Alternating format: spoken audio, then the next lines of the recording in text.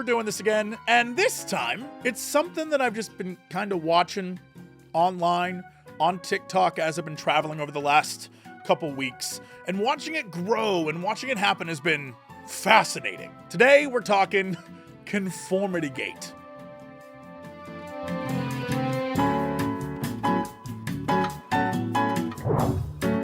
So if you don't know what this is, Conformity Gate has been taking over the world of TikTok because, as you know, over the last couple of weeks, the finale of the show Stranger Things has been happening on Netflix. Unfortunately, I didn't get to watch it all at once. I got Netflix again just to watch the ending, and I watched the first 4 episodes, which I thought were very good, and then I went off and did holiday things and got caught up in stuff and had to go to convention.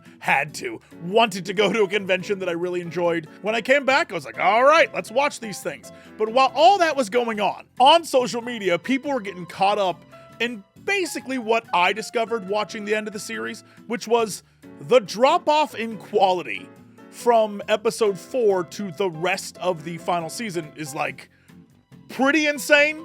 Like, there's a lot of glaring plot holes and weird editing choices. And the general gist of the whole thing that I saw on TikTok was people were not satisfied with the ending of the show, is basically what was going on. And the main characters conformed to the scenario in the epilogue that a lot of people were like, huh? There was a lot of unanswered questions, a lot of things that didn't make sense. And so the internet kind of formed its own reality. And what I noticed specifically about this, and the reason why I wanted to bring it up, is that it very much appeared like it was Gen Z's first big media disappointment. Now I know someone's gonna be like, well, this anime over here, this thing over.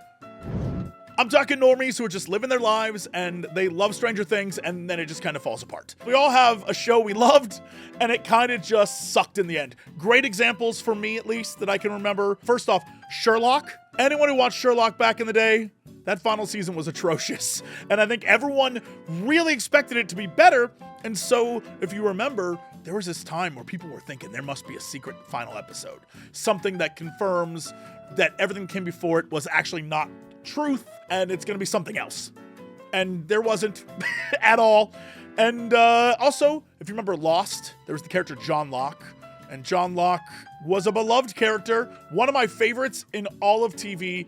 And about halfway through the series, they killed his character off. I don't want to get too into the spoilers of what happens, but from that point on, John Locke isn't John Locke anymore. It's a completely different character, and it's like jarring and terrible, and I did not like it, still don't like it. He was kind of like the one person who you trusted as like, I'm gonna solve the mystery, and they were like, no, he won't. And also, no one will. And the ending will be moderately satisfying. And I know a lot of people are like, well, what about Game of Thrones, dude? Game of Thrones was terrible, the end there. True, at the end of Game of Thrones, that was awful. But here's the thing, the declining quality of seasons after they ran out of like books to take from was noticeable, but manageable. And I think everyone watching the show was like, yeah, it's not as good as the first few seasons, but at least it's not terrible. So we'll get to the end and it'll be fine. But that last season, characters did things that made no sense. Characters, went against completely who they were. The story was wrapped up in one of those ways that's kind of like, well, we only have one season, so long night? Yeah, man, that's a day. And you're like, what? It's exactly one night long. But I think the reason people didn't think, oh, well, there must be something else. There's, a conformity gate thing. People just accepted that it had been declining and that the writing team behind it had kind of given up because they were going to try and move on to Star Wars or whatever was coming next. They just gave up. And so the audience gave up on them, especially when Starbucks cups started showing up in the shoots and, the quality of the wigs, everything kind of looked worse, which is, in a way, very similar to what was going on with Stranger Things. The quality of those last episodes was kind of all over the place. It was noticeable to the point where I think everyone online was shocked that things took such a crazy turn that it must be on purpose. and not simply because the team behind it was like, screw it, we're almost done, we got paid, let's just get it out. And so to deep dive a little bit more, let's watch this video that kind of explains what's going on, because there's been 2 waves of this, and I really want to talk about that. That's the thing I want to focus on today. There's been 2 waves of this. The first wave, which was the series finale happened, this big movie thing happened, and everyone was very disappointed, and that was back on the 1st. And then there was this vibe of like, the 7th, something is happening. On the 7th, things are going to change. We are going to get our ending. And that's what this first video is. It's the day before, it's January 6th, and this is sort of a hype up of all the things we know that are going to prove that on the 7th, we're going to get our real episode 9 season finale. What if I told you the Duffer Brothers are actively setting up the biggest plot twist in television history, and they've been doing it right in front of us? Right away, you can tell. Honestly, I can't even hate on this, because I remember being young and watching The Matrix 2 and being so impressed that, like, there's no way this isn't going to be the greatest plot twist in movie history. Like, how on earth can a character from The Matrix exist outside The Matrix? It must be a Matrix within The Matrix, and there's some grand thing, like, oh my god, the Wachowskis are gonna blow us away. And then the 3rd movie came out, and it was supremely disappointing. And I get it, I've been here. And that's the vibe here. It's like, you don't understand, man. They're about to blow our minds. Again, this is 24 hours from now, according to this video. We're all gonna get blown away. Through leaks, not through interviews, but through tiny screw-ups, background details, numbers, sounds, and mistakes that don't feel like mistakes at all. Because when you line all of these up, the numbers, the clocks, the Morse code, and all of the missing epilogue details, one thing becomes clear. Stranger Things didn't actually end, and everything I'm about to show you suggests that Season 5 actually has a hidden Episode 9. Let's break it down. You really want to root for them, because I have been there. I've been there, and it genuinely feels like this is Gen Z's supreme media disappointment that, yeah, something you love can actually end up sucking in the end. I have lived through Star Wars. I've seen what they've done to Star Trek. All these different things I've watched as media just crumbles over time. Especially, this is a series that took 10 years to make. 10 years, 5 seasons. That's crazy. Especially considering back in the day, you get like 26 episodes a season. This is 8-ish, 8 to 10. And so this has been a part of their lives for a while, especially if they're into the show. So I get it. I can understand the desire to want this to be good. It's a shame it ain't. Since I went to bed last night, a bunch of proof has actually come out in the last 24 hours. Proof. Crazy that it's proof, right? You know what I mean? The idea of them seeing the writing on the wall, but there is no writing.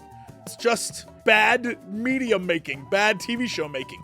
What's fascinating about the whole thing is that you can understand it because in previous seasons of Stranger Things, little things have mattered. It makes perfect sense when you think about it.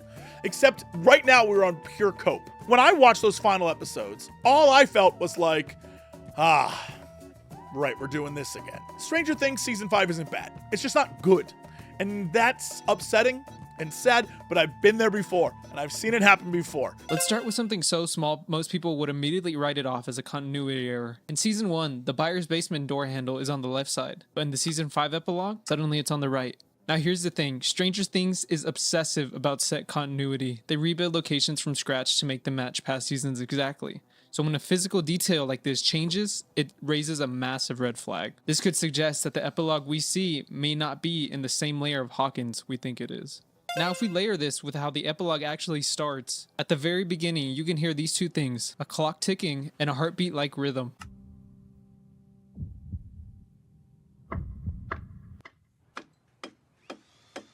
This exact audio combination is directly associated with Vecna's possession. They always use this same sensory cue to show us something's wrong here. To be clear, I don't think I explained this. Everyone is saying that Conformity Gate, what happened here, is because Vecna is secretly controlling the kids, right? He's in their mind. The ending is a fake out. And what we're going to learn when this new episode comes out is that it's all been sort of like a weird vision. And really, they haven't defeated the bad guy. They're just being conformed into this sort of warped reality. But Mike knows something's up. And everyone can kind of sense something's a little off and it's a little weird.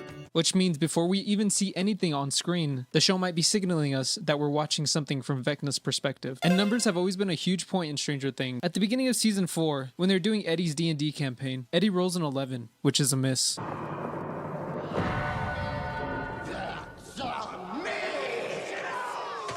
Fast forward to the finale, Joy swings the axe 11 times to kill Vecna. And maybe the reason the victory feels so wrong is because 11 doesn't represent a hit. This is showing us what failure looks like, not victory. Last night during the WWE crossover, something really on the nose happened. In the background in the stands, we can actually see an event card that reads, Mike, wake up. So someone holding up a message, on purpose or not, is way too on the nose. It's probably the show telling us the characters and us, the audience, are still asleep. Next, there was actually a big breakthrough on an Easter egg that could be in the background. In the background of Robin and the WSQK headquarters, fans had noticed a Morse code hidden in the background of the shells. Decoding it, it actually reads, "You did not stop me," showing that Vecna wasn't actually defeated, and we could be in his trance right now. I'm obsessed with what they're saying because it is so clearly just picking these things and really trying to be like, this, guys, we're not wrong. This is clearly going to happen, and it's fascinating. There's two types of people associated with what's going on here. One, the true believers, like I'm pretty sure Co is, and two, everyone else just capitalizing on the moment. And it's interesting because the people capitalizing are not the ones making videos like this, they're the ones holding up, Mike, wake up. Or like Netflix did, they kept posting Stranger Things references and getting people hype on this idea, very much knowing they weren't gonna do a damn thing. But at the same time, it gets people to watch, and for Netflix, numbers is the only thing that matters. And so getting the numbers up, it's a cynical move, but it's interesting that that's what's happening here. This is all supposed to happen on the 7th. The big reveal is going to happen on the 7th. Another major detail people are pointing out is that Heroes by David Bowie always plays in the background of all the fake endings. When Will still has part of the hive mind attached to him and he throws it up, or when they try to fake out Hopper's death. Which raises a question, could this ending also be fake? At the end of the show, we also hear Heroes by David Bowie playing in the background. And if it keeps the theme that this song plays during false resolutions, this could be our biggest hint that this is actually a fake ending. During a Stranger Things promotional TikTok featuring Mr. Clark, in the background we can actually see that their clock reads 1-7. 1-7, the day everyone has been speculating that the new release of the episode will come out. And this for sure isn't a mistake. The clock isn't moving, and Stranger Things has always put very big symbolism into clocks.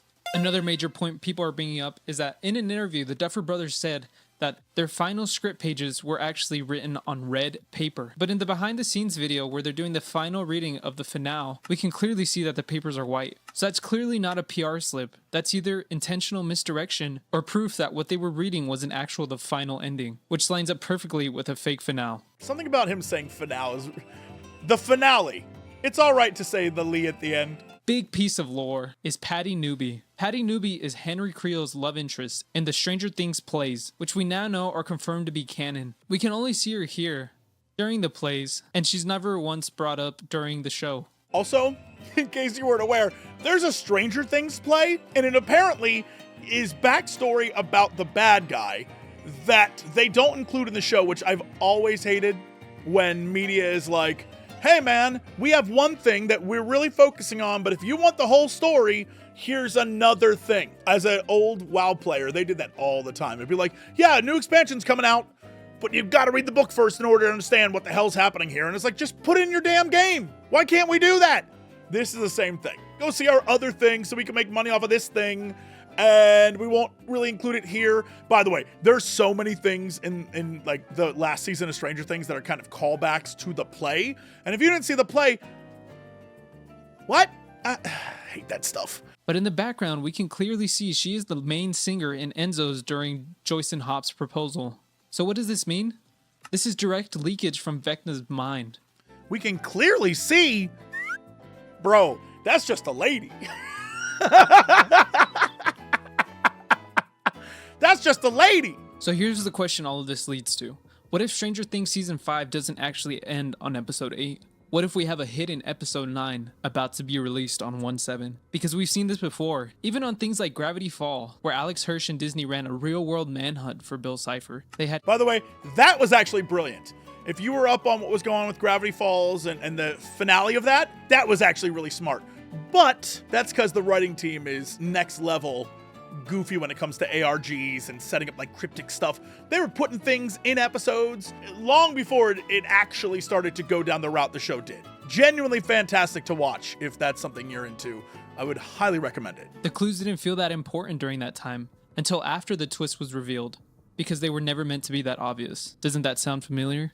So this isn't a new strategy invented by the Duffer Brothers. Other shows have done similar fake-outs for surprise finales, hidden epilogues, and it's probably because other shows did it that this exists, you know? Because other shows had the smarts to do something fun and creative.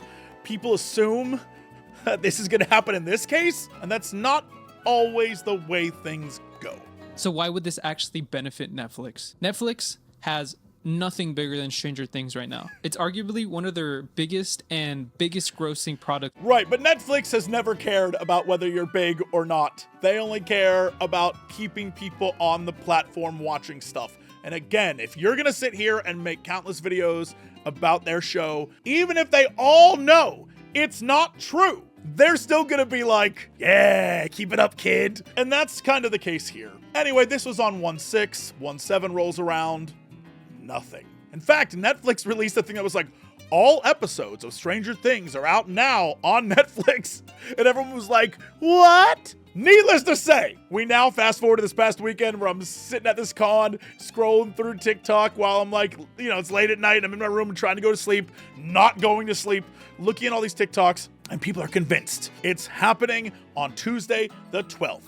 It will happen. The reason why, because a documentary about the final season is coming to Netflix, and what we're gonna see, y'all, isn't a documentary.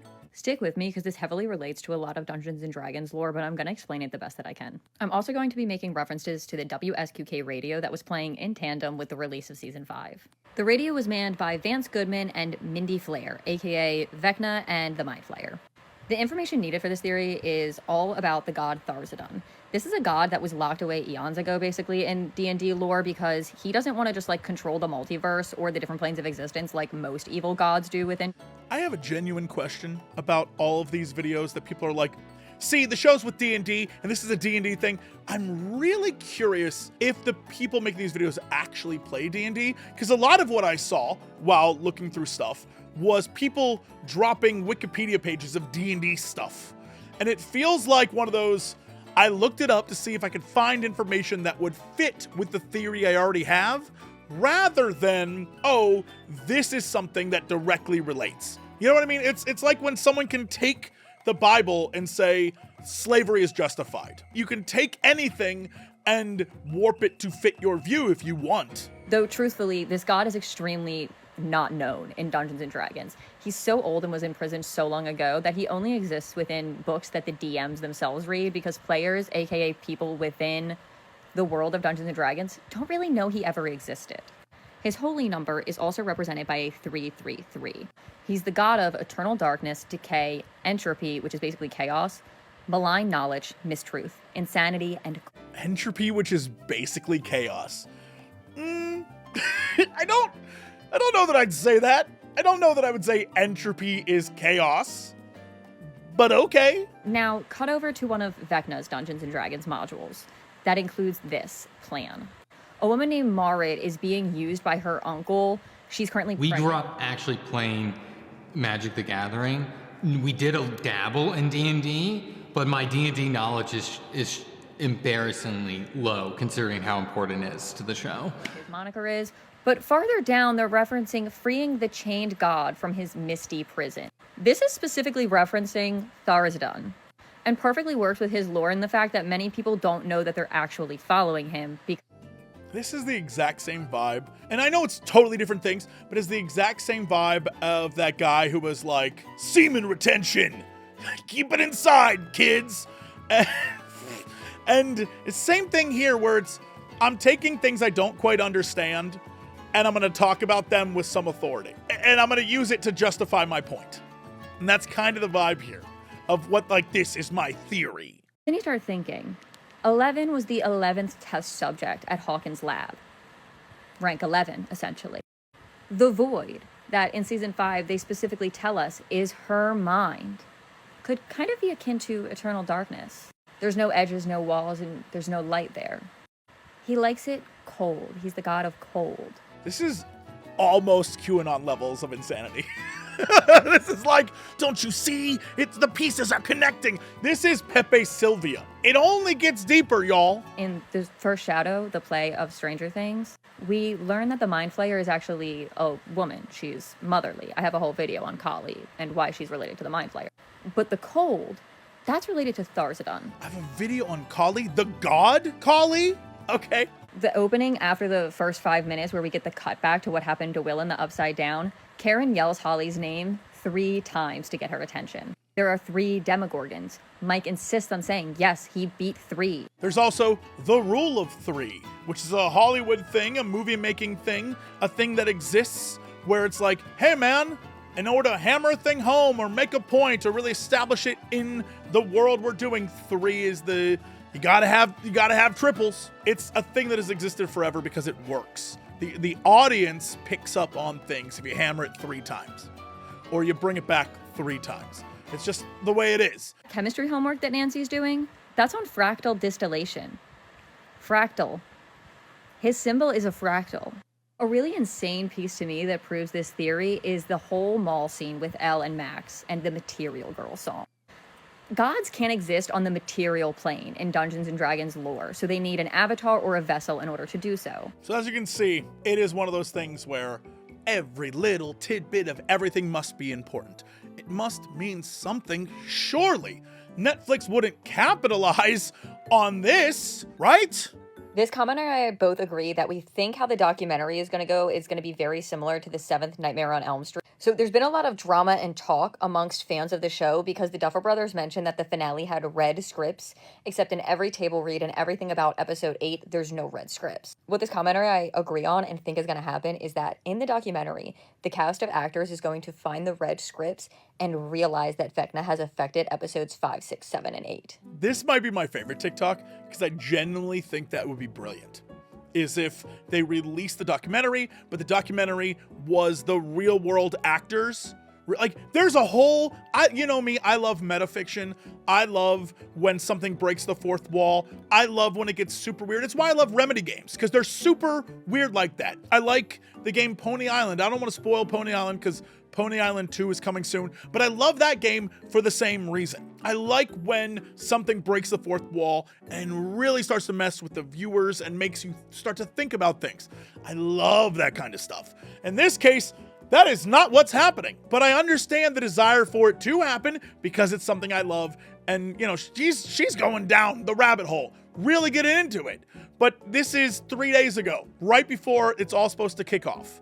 And so you can see, like, the hope is there. Fight him out of our world, of the actor's world, and send him back into Hawkins. And then that would result in us, the fans, getting the actual episodes 5, 6, 7, 8, or potentially even just the finale. Because the actors, the Duffer Brothers, and the production team would have all been broken out from under Vecna's control by then. And then we would likely see our Hawkins team beat Vecna, the Mind Flayer, and the third BBEG that the WSQK radio was implying existed. So none of that happened. The documentary came out and it was literally a documentary. And none of that happened.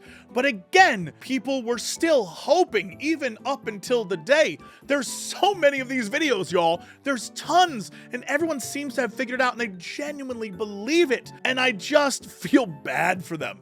I really do, because I wish they would have gotten it. Frankly, so do I. I wish the ending would have been better than what it was. This is 8 times that the characters of Stranger Things tried to warn us that the ending was fake, even sometimes breaking the fourth wall and confirming that the conformity gate theory is real. Firstly, Lucas looks directly down the camera and warns us breaking the fourth wall. I don't know about you guys, but I don't believe in coincidences. That right there, if I was in this, absolutely would I believe that. Looking at the camera is not something that a lot of TV and movies do. In fact, when I've been on sets filming stuff, you know, when you're doing YouTube or whatever, you look at the camera, the whole point is like, you and I are having a conversation, right? But when you're filming, you want to look off to this way. The person watching, you, is viewing from outside the scene. looking directly at the camera brings you into the scene, which is something most Hollywood directors, most directors in general, are like, do not do. The minute you do, you've ruined the scene. And so because it happened here, it does come off as weird. I like buy that as a reason. You know what I mean? In fact, this video has a lot of good reasons of why this would be a real thing. Except again, it's not. Let's go back to season 4, episode 1, when Eddie predicted the ending. Vecna missing his left arm. He's not only missing his left arm. Oh yes, he obviously predicted that perfectly, but then what did he say after? After he tells us all that Vecna is not dead. Listen. Vecna's dead! Killed by cat! So it was thought, my friend. So it was thought. But Vecna lives! In that epilogue, Robin even confirms that Hawkins is different. Well, that's because it's a memory. This isn't even the Hawkins that I remember. It feels so different. What's interesting about it is that as you watch the show, the tone you would get is all these characters have to move on and grow up. They're not children anymore, their adventure is over, and now they have to, very much like Lord of the Rings, go back and start over again. And it feels weird and different, and they're all handling it in their own way. That's, I think, what they were trying to tell us. But because, again, the ending is such a letdown, everyone's reading into it like, maybe there's something more happening, and this is actually them warning us. This is why these days, unless a show is over or someone says, I really, really, really, really need to watch it, I don't invest the time anymore. I just don't. Because I'm so tired of like getting really hyped on a thing and then it falling apart in the second season and then third or whatever. It happens especially on streaming services. The amount of times I've watched the first season of a thing and been like, wow, that was great. And then started watching the second season and you're like, what happened? Is way too high on all streaming services. Max says she was an observer, trapped in Henry's mind and his memories, just like us. I wasn't actually there. Not really. I was just an observer. I was trapped inside Henry's mind. His memories. It makes sense we're trapped in Henry's memories, because Melvold's never sold milkshakes, but they did when Henry was in school. He thought Steve liked baseball just because of the bat. Will never liked the woods in the first place. The Hellfire Club t-shirt is not grey, that's just the colour that was replaced when the memories fall apart, just like the dial down there and just like the roundabout. Nope, those were all mistakes. Or choices that were made that threw people for a loop. That's just what, it's so sad, because you know that, yeah, all that, if this was a well-written show, that would check out. That would be brilliant. Again, it would be brilliant if this is what they did.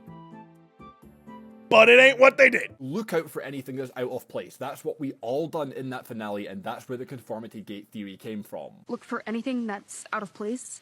It'll be hidden. Hard to find. Things all over this are just wrong, even to the point where there's just blank signs up in the top corner. I feel like probably the blank sign was going to be filled in with something digitally, and they just forgot or didn't or ran out of time. Like sometimes when things are rushed or people just stop caring, that happens. It's really disappointing. We come to the part where this is really upsetting to me, is people jumping in and like trying to grift off of it, I guess. This guy, I saw this and this was the biggest bullshit I've ever seen in my entire life. This guy is like, oh, I was on set. I know things. Hey there, I signed an NDA, so I probably shouldn't be talking about this, but as some of y'all know, I worked on Stranger Things, I worked in actor continuity, and there's been like a lot of Conformity Gate stuff, and I wanted to talk about it on here in a way that I feel comfortable talking about it, which is that for the people that see, there is, you are seen, and that if you're seeing, there's things, colors that are attached to another thing, but it isn't what you seem. So, yeah. And also just a big thank you to everyone that, yeah, thank you. It's cool to see. So, yeah, that's it. I believe. This guy sucks. This sucks. This is no different in my mind than people who saw QAnon stuff and then were like, yeah, my uncle works in the government and I know this thing. Or like, I secretly work for this governmental body and I know what's happening.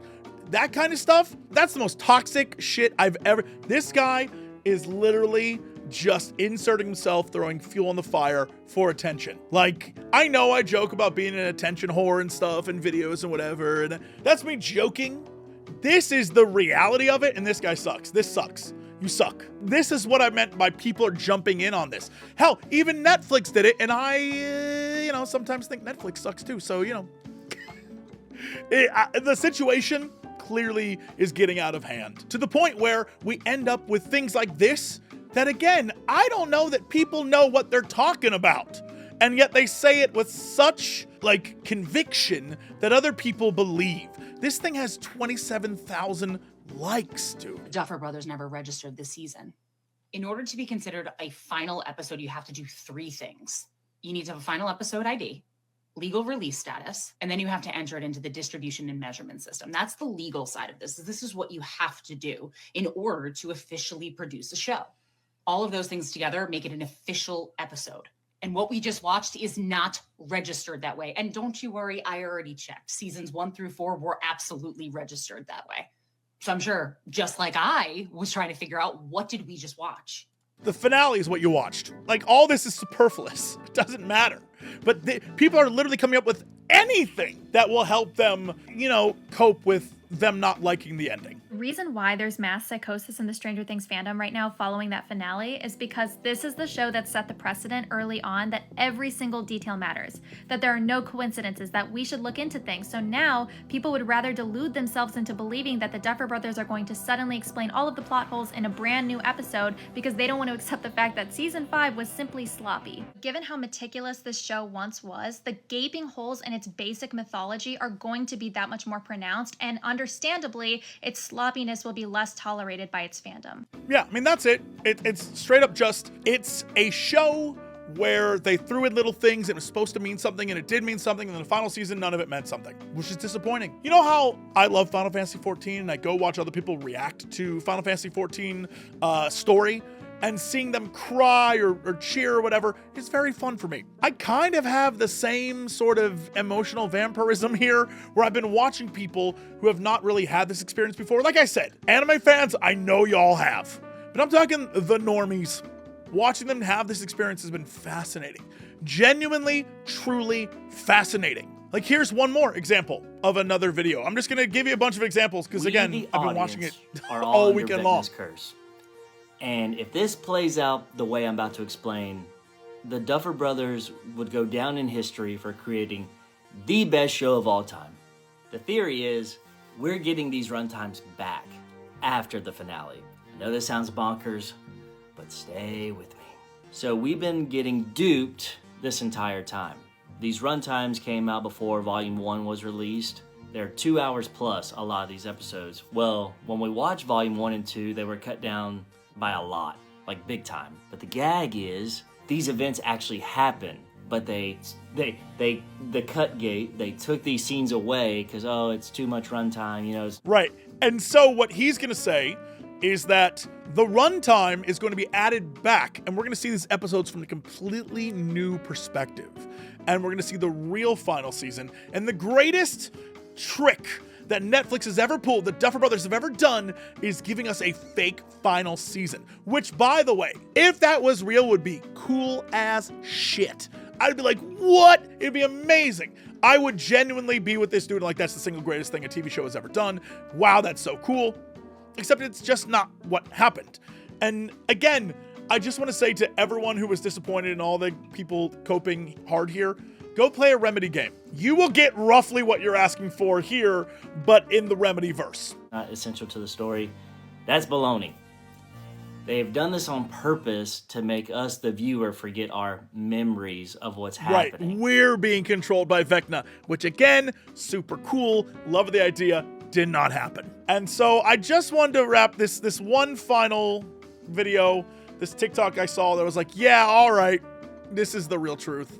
But if Conformity Gate isn't real, why then would Netflix comment under Conformity Gate themed videos implying that it secretly is? Why then would Netflix Poland, Netherlands, and Korea all make allusions to a major announcement happening January 7th? Because Netflix is not above capitalizing off your disappointment. Why else would the writers try cobbling together a nonsensical attempt to explain why 11 might have secretly made it out if the intention's not to narratively leave the largest amount of available doors open? If you're sincerely under the impression that Netflix is not going to continuously tease Conformity Gate to generate traction for any future installments or spin-offs, and they've already formally announced 2, Stranger Things Tales from 85, a fully animated series set between seasons 2 and 3, and then a separate live action that won't tie back to the original setting or characters, but will be connected to the universe, all I'm able to say is good luck, Charlie. The only metric that matters for determining whether or not a show will be supported by the service that is streaming it, whether it will be renewed, is watch time. Praise is completely irrelevant, which is why, unfortunately, we have wound up with no shortage of adored, critically acclaimed television that's taken off shelf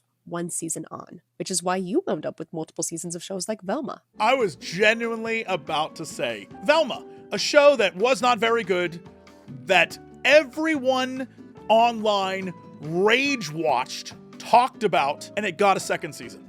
If you look back at Morbius, right? That movie sucked, but people online were talking about it and goofing, and they were morbing, right? So much so that they re-released it in theaters thinking people would go watch it again. It's all about eyes. That's all these companies care about. They're not media companies. They're like money-making companies. They aren't about creativity or art or about making a good show. It's about getting people involved and watching and caring, and it doesn't matter if you care because it's good or you care because it's bad to them. And that's what we have here, unfortunately.